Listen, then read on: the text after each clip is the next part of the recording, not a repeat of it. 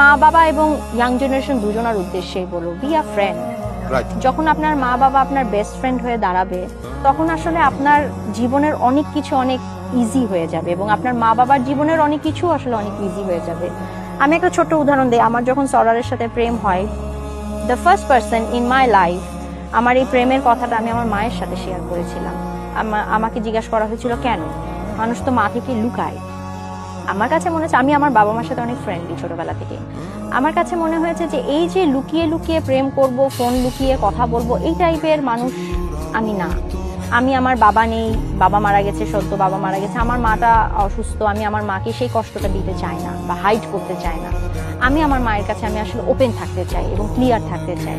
So আমি আমার মাকে প্রথম জানাই যে মা, আমি এই লোকটাকে পছন্দ করি, মানুষটাকে পছন্দ করি, যদি মনে হয় যে এই মানুষটার সাথে আমি সারা জীবন কাটাতে পারবো, আমি কাটিয়ে দেবো।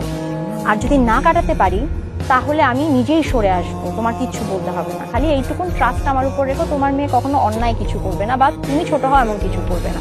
So she trusted me. এই ট্রাস্টের ইস্যুটা আসলে ছোট থেকেই আমাদের মধ্যে আছে, ফ্যামিলির মধ্যে আছে। সো এই জিনিসটা আমি বলবো মা বাবা এবং বাচ্চা কাচ্চাদের উদ্দেশ্যে এটা আমার রিকোয়েস্ট, বি ফ্রেন্ড। ফ্রেন্ড হলে আসলে অনেক জীবনে অনেক কষ্ট, অনেক সমস্যার সমাধান হয়।